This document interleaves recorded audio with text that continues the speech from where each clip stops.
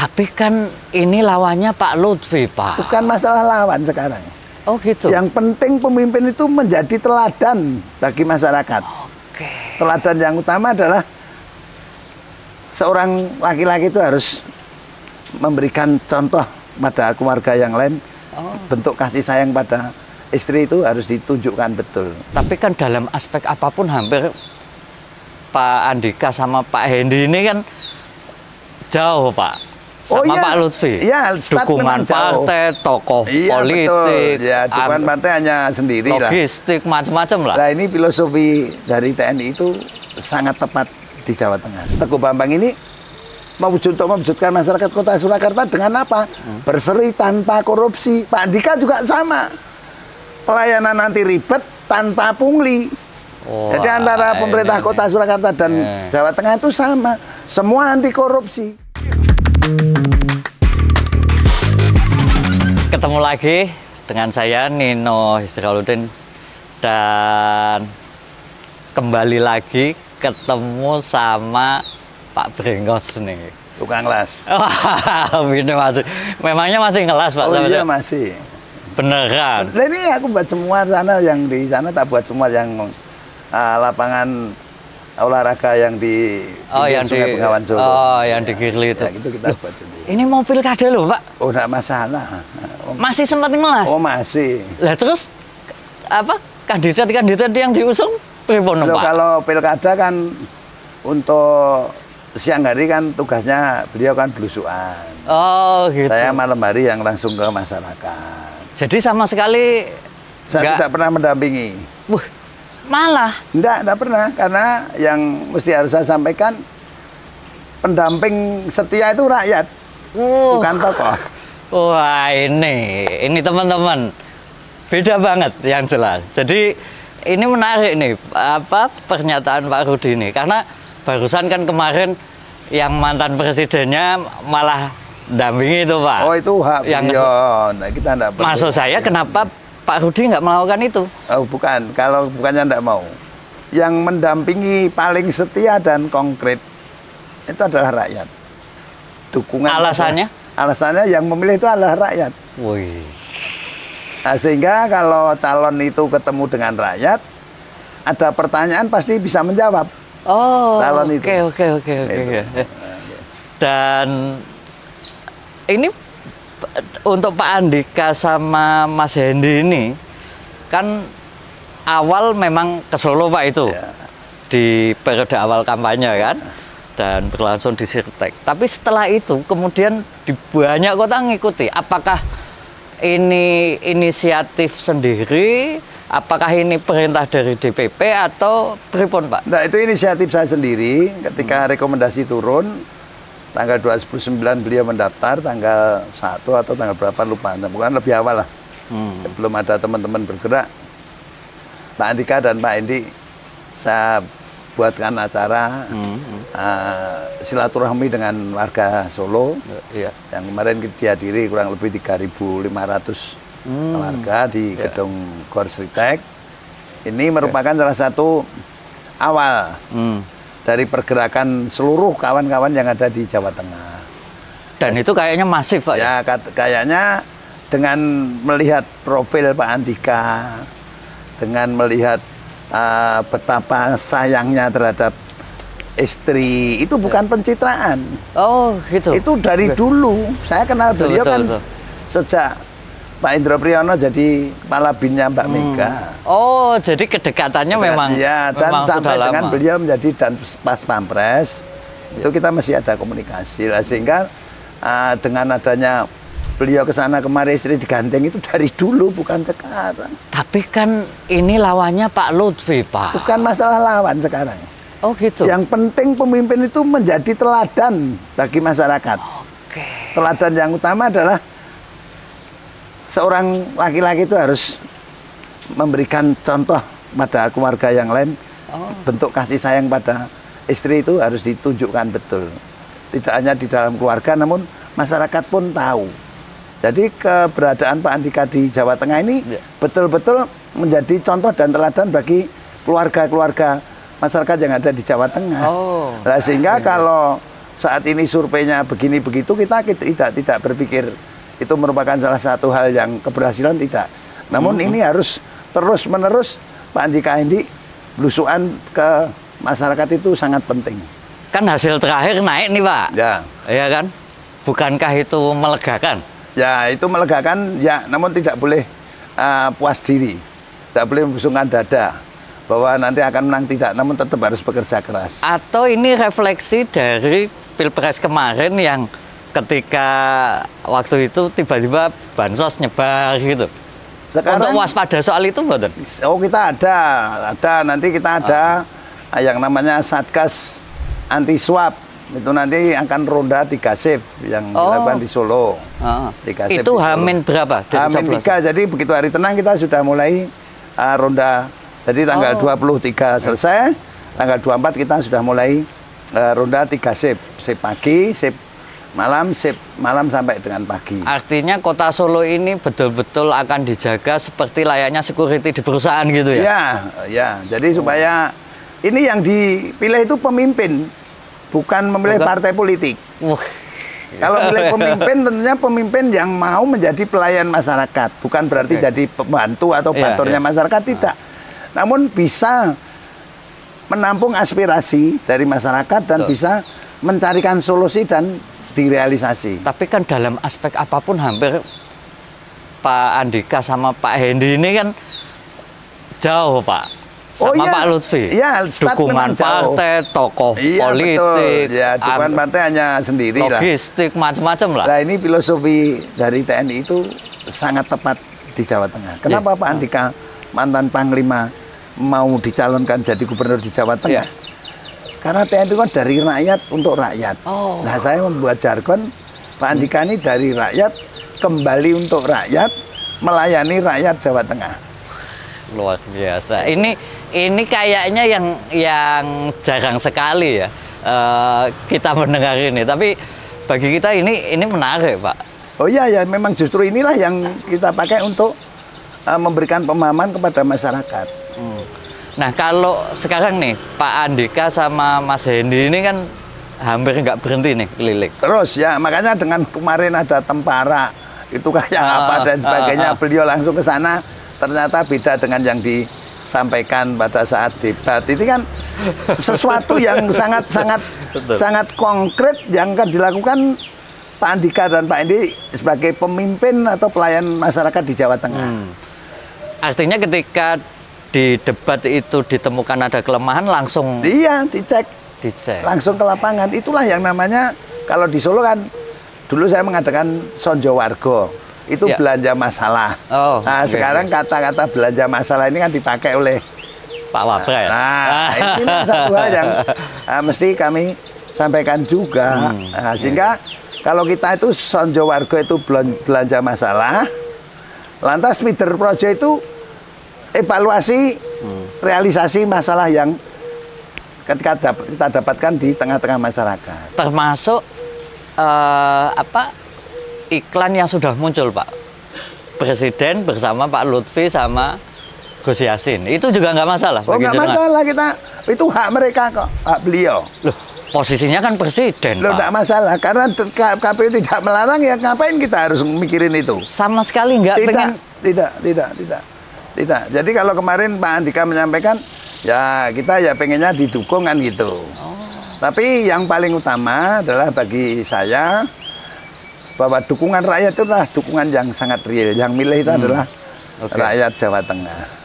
Nah, apakah hasil survei yang dirilis dengan keunggulan Pak Andika sama Mas Hendy ini, itu juga di Solo secara pemetaan lapangan juga begitu, Pak? Ya, kalau Solo pemetaan lapangan dalam survei ya. Tetapi kan saya selalu sampaikan pada masyarakat dan terutama kader-kader PDI Perjuangan dan partai-partai pendukung bahwa yang namanya survei ini adalah untuk jadikan bahan pertimbangan dan evaluasi. Nah, sehingga kalau surveinya tinggi kita tidak boleh langsung gegabah, tidak kerja, kita lebih harus bekerja keras. Karena menjaga itu ya? Menjaga itu, dan paling tidak bisa menambah amunisi kembali supaya 27 November besok itu masyarakat Jawa Tengah khususnya Solo, semua nusuk Pak Andika ini dalam pemilihan Gubernur Jawa Tengah. Karena beliau sudah memberikan contoh suri teladan untuk menjadi pelayan masyarakat. Diawali dari keluarga. Kalau dengan keluarga cinta kasih sayang terhadap keluarga itu bisa dinilai oleh masyarakat, berarti ke bawahnya pasti akan lebih menyayangi rakyatnya. Ini kan mau bagaimanapun, Pak Andika itu mungkin seingat saya satu-satunya Panglima TNI atau mantan Panglima TNI yang dicalonkan gubernur loh, Pak. Biasanya kan duta besar, atas pertahanan dan macam-macam. Justru itulah Sabta Marga ya kalau untuk TNI. Iya, betul. Sabta Marganya diimplementasikan setelah beliau pensiun. Dan saya percaya jenengan pasti deket lah. Apakah tidak pernah ada merasa secara level itu diturunkan? Oh tidak, saya sudah sampaikan, saya ditugasi oleh partai kok. Kalau sudah bicara penugasan dari partai, saya 1000% jamin itu akan lurik nanti. Lurus dalam pengabdian, ikhlas dalam pelayanan. Luar biasa, ini filosofinya sangat Jawani. Ya di Jawa Tengah kan harus itu. Pak Andika ini lurik betul. Jadi artinya tidak kepingin yang lebih tinggi, tidak, namun TNI kan dari rakyat untuk rakyat. Nah sekarang beliau mengimplementasikan lebih jauh lagi, dari rakyat kembali untuk rakyat, bekerja melayani rakyat. Melayani rakyat, itulah yang menurut saya dalam benak pikiran dan hati Pak Andika beserta keluarga menjalankan seperti itu. Jadi gengsi nggak ada. Biarpun meskipun mantan Panglima nggak ada, yang penting hidupnya bermanfaat untuk diri sendiri, keluarga dan orang lain, orang banyak. Karena gini Pak, kita tentu banyak yang tahu ya bahwa selain mantan Panglima, beliau itu juga menantunya Pak Indro Priyono yang namanya juga sangat melegenda untuk militer kita. Kemudian yang ketiga, beliau kan S2-nya 2 kali, S3-nya juga sekali, dan itu PhD-nya juga semua di Amerika. Betul. Ini kan levelnya sebetulnya bukan hanya Panglima TNI menurut saya. Tapi kalau menurut situasi dan kondisi yang ada, Pak Andika ini betul-betul menjiwai sebagai bangsa Indonesia. Makanya saya ini beneran nggak gitu? Beneran, ini dibesarkan di Indonesia. Biarpun sekolahnya di Amerika semua lulus dengan cum laude menurut saya. Dan tidak perlu diragukan lagi. Dan beliau sudah merasa selesai dengan dirinya sendiri dan keluarga, sehingga beliau kepengen hidupnya itu bermanfaat untuk orang lain juga gitu loh. Apalagi anak-anaknya mentah semua sudah. Sehingga kan tidak butuh ini dan itu. Butuhnya beliau itu sekarang menurut saya dunia sudah dapat, beliau sekarang ini membangun untuk ke akhirat. Nah, pelayanan terhadap masyarakat itulah berkah yang nanti yang didapatkan, bukan materi. Ini jangan-jangan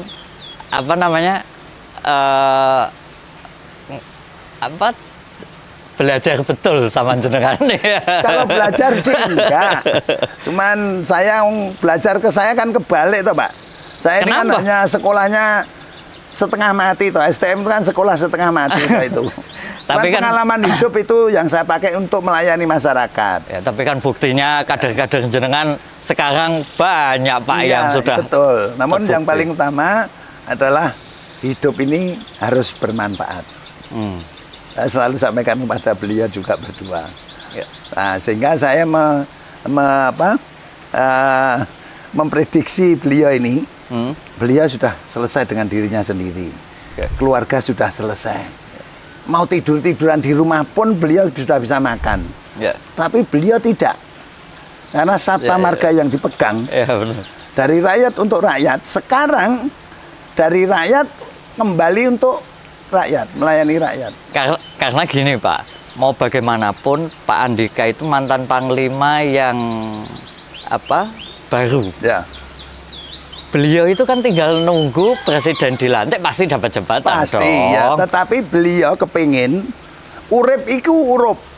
Apa itu maknanya? Artinya hidup itu harus bermanfaat untuk diri sendiri, keluarga dan masyarakat banyak. Oh. Itulah yang filosofi-filosofi yang ditinggalkan oleh para pujangga kita. Oh. Artinya hidup itu harus bermanfaat.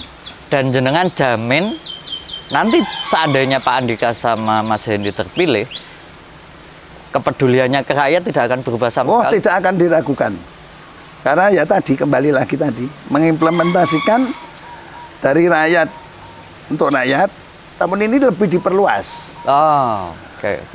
Dari rakyat kembali untuk rakyat. Ya. Sudah kembali rakyat toh. Nah sekarang untuk melayani rakyatnya.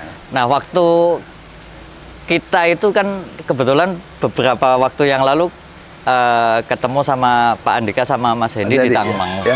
Kita ambil podcast juga. Ya. Saya agak kaget tuh Pak sebetulnya di karangannya gitu. Ya. Ini kok Pak Rudi nggak ikut? Oh saya kalau gitu. Solo Raya lupa. Nah begini, saya kalau tidak ditimbali itu, saya orang yang tidak suka untuk ngesuk-ngesuk. Kalau di sana ya biar masyarakat sana dan teman-teman saya yang ada di Karanganyar. Oh. Di Sukoharjo pun saya juga tidak ngikuti. Bahkan di sini pun kemarin mampir ya biar sama teman-teman. Sama sekali enggak ini? Tidak. Kecuali kalau memang ada jadwal di Solo, lah itu baru. Oh. Nah, jadwal resmi maksudnya? Saya tahu etika, Pak. Oh. Tahu etika. Suka tidak suka lah saya kalau ke Karanganyar. Ya. Pasti Pak Hendy dan Pak Andika mati mencari saya. Bukan yang dari sana. Makanya justru itu kalau di Karanganyar itu hanya Karanganyar. Di Sragen juga hanya Sragen. Sukoharjo ya biar teman-teman Sukoharjo, Boyolali pun saya juga tidak datang. Sama sekali? Enggak. Dan bukannya kita nggak mau, enggak. Ini loh etika. Karena gini, jujur saja sejak beliau kemudian menjadi calon gubernur secara resmi, yang saya lihat jenengan itu ya yang di Sirte gitu. Selain itu, ini kok Pak Rudi? Loh, ya kita tahu diri toh. Kita mengadakan sudah untuk Solo. Betul. Kemarin kembali lagi Solo deklarasi mantan kepala desa. Betul. Di sini kita buatkan nanggung. Akhirnya kan semua ikut-ikutan terus. Itu saja lah. Sehingga kalau saya di daerah lain saya harus datang. Satu yang saya jaga. Betul. Rudi kan golek jabatan apa meneh kan gitu. Oh, itu aja. Tapi saya hanya kepingin Pak Andika Hendy ini mampu dan mau memimpin rakyat Jawa Tengah. Tapi strategi ini saya tidak lihat pada saat 2020 ya. Kemana-mana ya sama Mas Gibran kayak gitu. Kemudian juga ketika Pilgub 2018 kalau nggak salah, ketika Pak Ganjar kedua kalinya, jenengan juga ketika beliau di Solo itu kan sering bareng juga. Oh iya, kalau ini di Solo, kok kalau di Solo pasti saya dampingi. Tapi kalau di luar Solo sudah kita lepas biar teman-teman saya di sana. Kalau Mas Gibran kemarin kan belum banyak yang kenal ketika tahun 2020. Ini yang Pak Teguh sama Mas Gage juga enggak jenengan dampingi. Karena kan sudah satu, beliau sudah menjadi anggota DPRD 3 kali. Teguh. Jadi wakil wali kota. Betul. Jadi wali kota. Saya mantan wali kota. Nanti kalau saya dampingi dikira saya yang mengendos, malah justru rakyat yang tidak suka dengan saya lari. Ini bedanya ini. Saya itu cuma membayangkan gini loh Pak. Yang mantan presiden aja mau dampingi. Itulah yang namanya calon yang belum siap. Oh. Kalau sudah siap itu harus percaya diri. Itulah. Karena Teguh dan Bambang ini sudah kita drill. Kamu kalau sudah dapat rekomendasi, kamu harus percaya diri, berjuang untuk meraih sebuah kekuasaan untuk kesejahteraan rakyat. Makanya kalau Teguh Bambang ini mewujudkan masyarakat Kota Surakarta dengan apa? Berseri tanpa korupsi. Pak Andika juga sama. Pelayanan anti ribet tanpa pungli. Jadi antara pemerintah Kota Surakarta dan Jawa Tengah itu sama. Semua anti korupsi. Dan uniknya kalau teman-teman perhatikan, Pak Rudi mantan wali kota, Pak Ganjar itu juga mantan gubernur, itu sama sekali sampai sekarang juga. Justru itu yang mesti harus kita sampaikan kepada rakyat. Yang milih nanti tidak hanya Rudi dan Ganjar kok. Yang milih itu rakyat Jawa Tengah. Alangkah indahnya dan alangkah baiknya dan alangkah dekatnya kalau calon ini turun sendiri tanpa pendampingan dan pengawalan. Pak Andika dan Pak ini tidak ada pendampingan dan pengawalan. Iya, saya lihat sendiri juga sana. Dan kepala yang ada di tempat pun tidak mendampingi. saya lihat DPP juga jarang. Bukannya jarang, belum malah belum ya? mendampingi juga. Kecuali kalau di DPD Jawa Tengah. Ketika acara Kercapsus itu pasti DPD ada. Makanya saya ngelihat apa di mana-mana kok ini Pak Hendi sama Pak Andika. Oh, itu Pak Andika dan Pak Hendi punya percaya diri bahwa pendukung setia itu adalah rakyat, bukan tokoh. Tapi kan mereka itu kan apa namanya? Meskipun Mas Hendi itu bekas wali kota, tapi kan sebelumnya di Jakarta lumayan lama kan, 3 atau 4 tahun. Ya, tapi kan yang paling utama Hendi pernah menjadi wali kota 2 periode. Betul. Wakil wali kota. Betul. Sehingga. Tapi kan di Semarang, Pak. Iya, sehingga Semarang kan ibu kota Jawa Tengah, Pak. Iya, betul. Sehingga urusan birokrasi beliaunya lebih menguasai. Pak Andika dalam hal segi pelayanan terhadap rakyat juga paham betul. Ya. Karena Sabta Marganya itu sudah dimulai dari beliau lulus dari Akmin itu. Nah, ini sekarang ini Pak, menjelang coblosan. Ya. Ini kan nampaknya waktu-waktu yang krusial. Selain tadi apa namanya ada 3 hari dijaga ketat oleh Satgas untuk shift-shiftan itu, upaya apa yang dilakukan paling tidak oleh teman-teman DPC di Solo ini untuk menjaga suara Pak Andika sama Mas Hendi di kalangan generasi milenial atau Gen Z? Ya. Kalau untuk menjaga suara, kita sudah punya yang namanya saksi dan perangkat yang lain. Betul. Lantas kalau untuk menjaga money politik atau serangan fajar, ya, kita punya Satgas anti money politik ini mulai pagi sampai pagi lagi. Setiap ranting ada posko anti swab. Sekarang ini sudah 54 ranting, 54 kelurahan sudah ada semua. Okay. Nah, sehingga ini yang tugasnya nanti untuk keliling semua di kelurahan ada di situ. Minimal ada 5 satgas yang nanti untuk ronda didampingi, disambut oleh anak ranting. Contoh, umpamanya nanti satgasnya keliling mukul tiang listrik jam 9 malam, ting mungkin disambut oleh pengurus anak ranting yang lainnya. Itu salah satu gerakan untuk menyadarkan rakyat. Waspada. Menyadarkan rakyat bahwa yang namanya money politik, suap, itu tidak menguntungkan rakyat.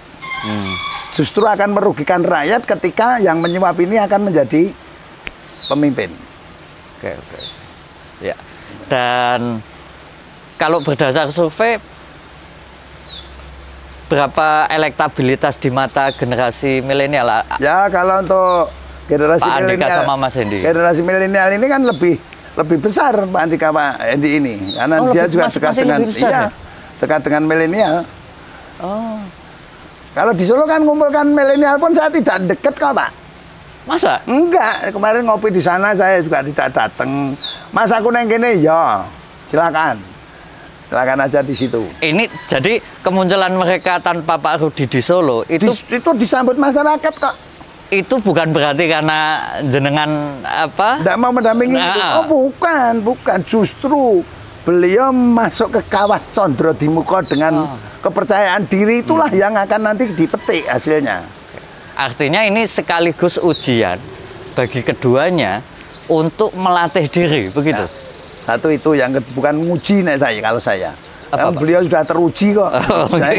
Iya. Salah satu contoh gambar aja lah. Baliho dan sebagainya itu kan hanya fotonya Pak Andika dan Pak Hendi aja, nggak ada siapa-siapa di belakangnya. Itu menunjukkan agak beda itu, bahwa Pak Andika dan Pak Hendi ini percaya diri kalau Tuhan mengizinkan menjadi gubernur, wakil gubernur, akan melayani rakyat sepenuh hati dengan kata lurik tadi.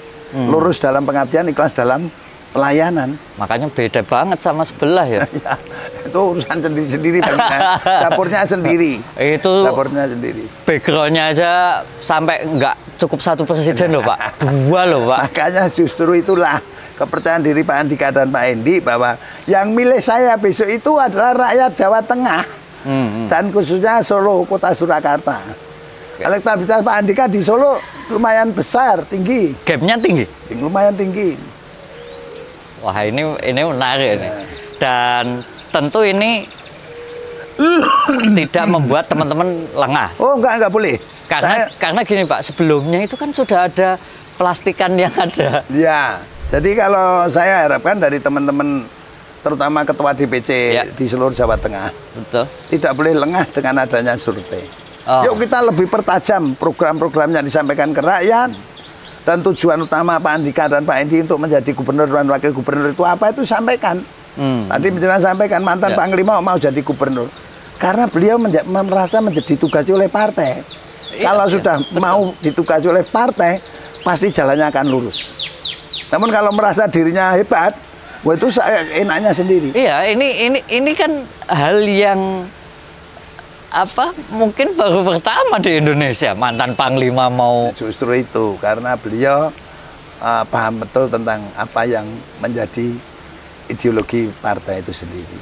Dan apa yang harus diimplementasikan dengan ideologi Pancasila 1 Juni itu, apalah nilai-nilai Pancasila yang ada di situ. Artinya apa yang beliau tunjukkan selama proses kampanye itu beliau jalani betul. Jalani betul dan dengan enjoy.